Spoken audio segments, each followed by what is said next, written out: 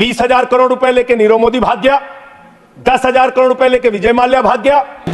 इस पार्टी को भारतीय जनता पार्टी ही रहने दीजिए, इस पार्टी को मान्यवर भारतीय झगड़ा पार्टी मत बनाइए। मैं इन लोगों से कहना चाहता हूं कि हम कोई पाकिस्तान नहीं है, हम अफगानिस्तान भी नहीं है, हम हिंदुस्तान हैं और हम मिलकर रहना चाहते हैं। इस देश के नौजवानों के साथ आपने खिलवाड़ करने का काम किया। 2 करोड़ छात्रों और नौजवानों की जिंदगी बर्बाद हुई पेपर लीक के कारण। 2 साल में 70 पेपर लीक हुए मान्यवर, 70 पेपर लीक। जब व्यक्ति अहंकार में होता है तो उसको कुछ दिखाई नहीं पड़ता मान्यवर। रावण भी अहंकार में था, उसने लगा प्रभु श्री राम वनों में रहने वाले, जंगलों में रहने वाले, वो मेरा क्या बिगाड़ पाएंगे। लेकिन भालुओं की, बानरों की सेना बनाकर लंका को आग लगाने का काम प्रभु श्री राम ने किया, रावण का नाश करने का काम प्रभु श्री राम ने किया। उस अहंकार का भी नाश होगा। आप लोग सबको गालियां देने लगते हैं। लोकतंत्र में अच्छी चीज नहीं मान्यवर।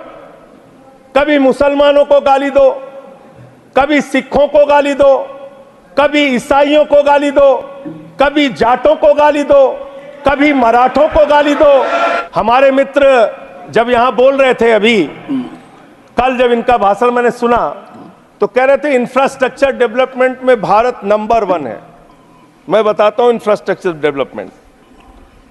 इन्होंने मान्यवर अयोध्या के विकास में बहुत पैसा खर्चा किया, होना चाहिए।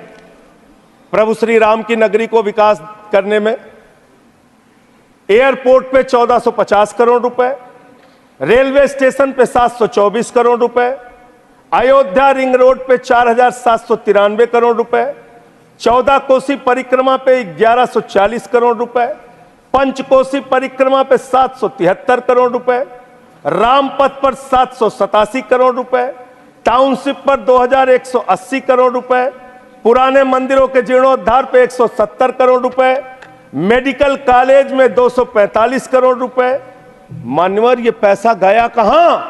पहली ही बरसात में प्रभु श्री राम के गर्भगृह में पानी गिरने लगा, पूरी अयोध्या की सड़कें टूटी हुई हैं। आपने बात की कि आप 5वीं सबसे बड़ी अर्थव्यवस्था बन गए दुनिया में, बहुत अच्छी बात है, मैं आपको शुभकामनाएं देता हूं। भारत को दुनिया की पहली नंबर की अर्थव्यवस्था बनाइए, हम सब खुश होंगे। लेकिन इसके साथ साथ प्रति व्यक्ति आय के मामले में आप कहां खड़े हैं? प्रति व्यक्ति आय के मामले में आप 141वें नंबर पर खड़े हैं, 141वें नंबर पर।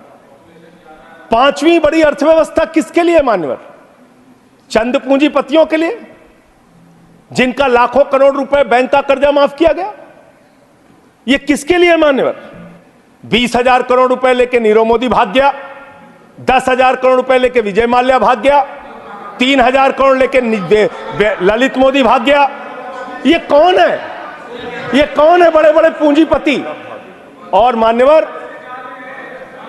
दूसरे सदन में इनका दिया गया जवाब है, मैं चाहूंगा आपके माध्यम से सरकार को इसका जवाब जरूर देना चाहिए।